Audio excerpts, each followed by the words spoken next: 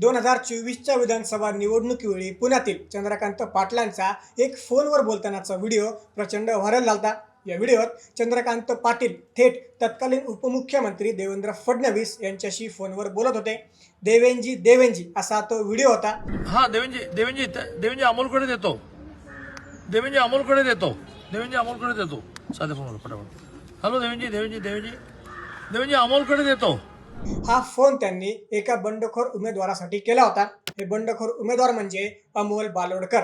आता याच अमोल बालोडकरांवरून पुण्यात चांगलंच राजकारण रंगलंय. या बालोडकरांच्या प्रभागाचं बजेटच पुणे महापालिकेकडून थेट शून्य करण्यात आलंय. एकूण 15 कोटींचं त्यांच्या प्रभागातील विकास कामांचं बजेट होतं. हा निधी बंद करण्यासाठी भाजपनं महापालिकेत थेट मतदान घेतलं आणि त्यांचं बजेट शून्य करण्यात आलं. मागच्या अनेक दिवसांपासून अमोल बालोडकर पुणे महापालिका प्रशासन, भाजपची पुण्यातली सत्ता आणि मंत्री चंद्रकांत पाटील, मुरलीधर मोहोळ यांच्या कामांवर प्रश्न उपस्थित करतायत. काही दिवसांपूर्वी त्यांनी मंत्री चंद्रकांत पाटील यांच्या विकास निधीतून झालेल्या कामांचं ऑडिट व्हावं अशी थेट मागणी केली होती.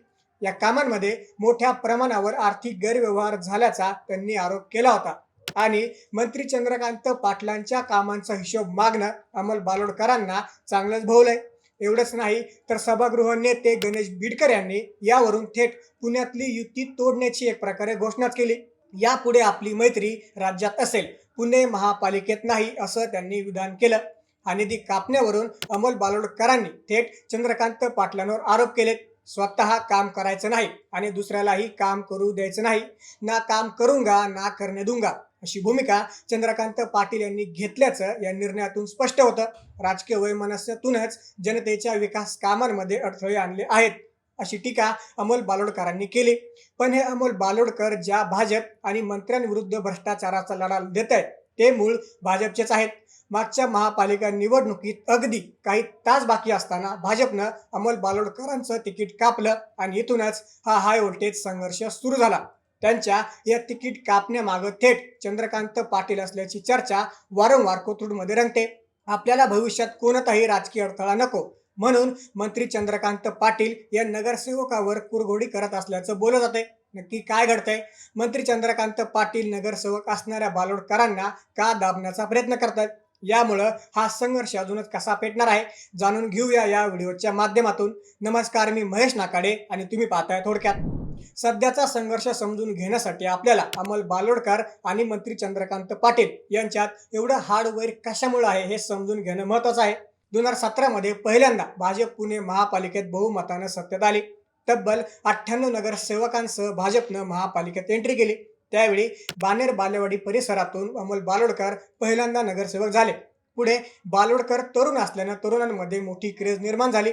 थोडक्यातल्या दिलेल्या मुलाखतीत त्यांनी सांगितलं होतं की त्यांच्या प्रभागात त्यांनी सर्वात कमी वेळात भाजपचे सर्वात जास्त सभासद नोंदणी केली होती. पुढे 2019च्या विधानसभा निवडणुकीसाठी अमोल बालोडकर भाजपकडून इच्छुक होते.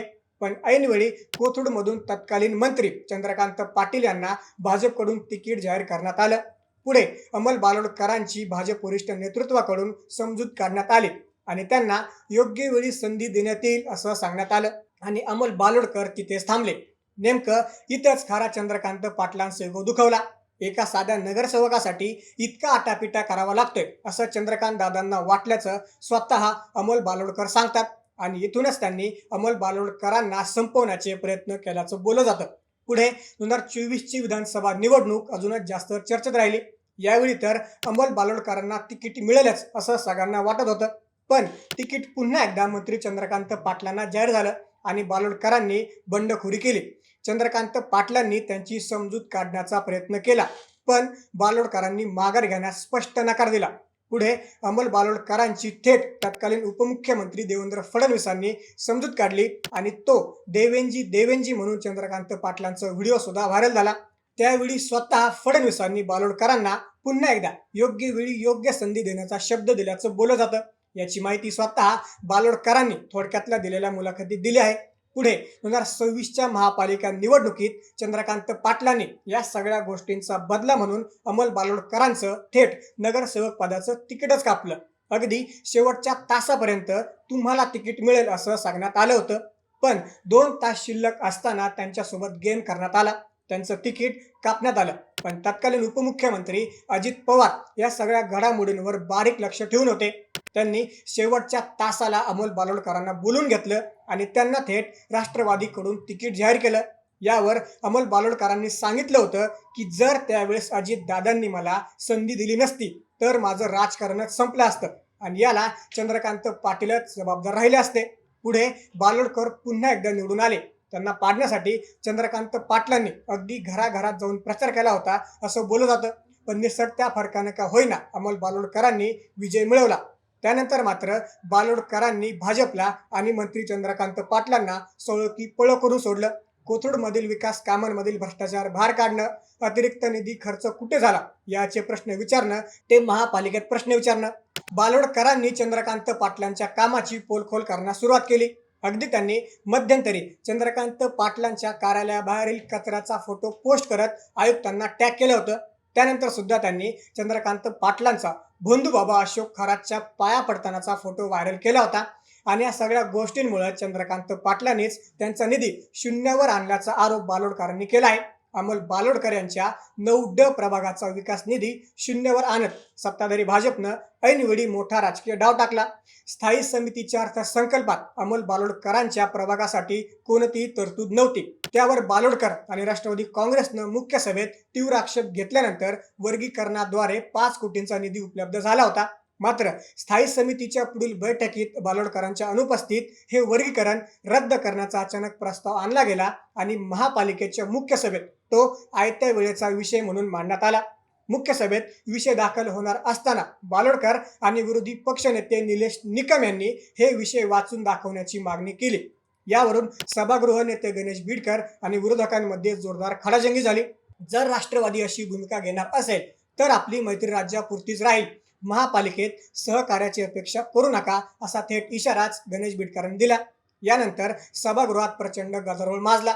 यानंतर बालोडकर यांच्या प्रभागातील विकास निधीचं वर्गीकरण रद्द करण्याचा वादग्रस्त प्रस्ताव मतदानाला टाकण्यात आला. स्थायी समितीच्या बैठकीत आपण गैरहजर असल्यानं कायद्यानुसार माहिती मिळायला हवी अशी मागणी बालोडकरांनी लावून धरली. मात्र भाजपने बहुमताच्या जोरावर 73 विरुद्ध 13 मतांनी हा प्रस्ताव मंजूर करून अमोल बालोडकरांचा विकास निधी थेट रद्द केला. स्थानिक आमदार आणि मंत्री चंद्रकांत पाटील यांच्या आमदार निधीच्या चौकशीची मागणी केल्यामुळेच सूडबुद्धीनं ही कारवाई करण्यात आल्याचा आरोप अमोल बालोडकर यांनी केला. महापालिकेतील या राजकीय संघर्षानं आता पुण्यातील राजकारण चांगलं तापलं आहे. आता हे सगळं चंद्रकांत पाटीलच करत असल्याचा आरोप त्यांनी केला आहे. यात स्थानिक राजकारणही तेवढंच कारणीभूत आहे. कारण अमोल बालोडकर स्थानिक असल्यानं त्यांना स्थानिक पातळीवर लोकांचा पाठिंबा असल्याचं बोललं जातं आणि चंद्रकांत पाटील उपरे असल्यानं त्यांना बालोडकर यांचा मोठा धोका असणार आहे. यात अमोल बालोडकरांची आकांक्षा सुद्धा विधानसभेची असल्यानं पाटलांसाठी ते अजूनच धोकादायक आहे आणि यामुळेच मंत्री असूनही चंद्रकांत पाटील आपल्याच मतदारसंघात अडकून पडलेत अशी त्यांच्यावर टीका होती. आता हा संघर्ष नक्की कुठपर्यंत जाणार हे पाहणं महत्त्वाचं ठरणार आहे. या सर्व वादाबद्दल आणि बालोडकरांच्या निधी कपातीबद्दल तुम्हाला काय वाटतं आम्हाला कमेंट्समध्ये नक्की सांगा. नसेल राजकीय घडामोडींसाठी थोडक्यातला नक्की सबस्क्राईब करा.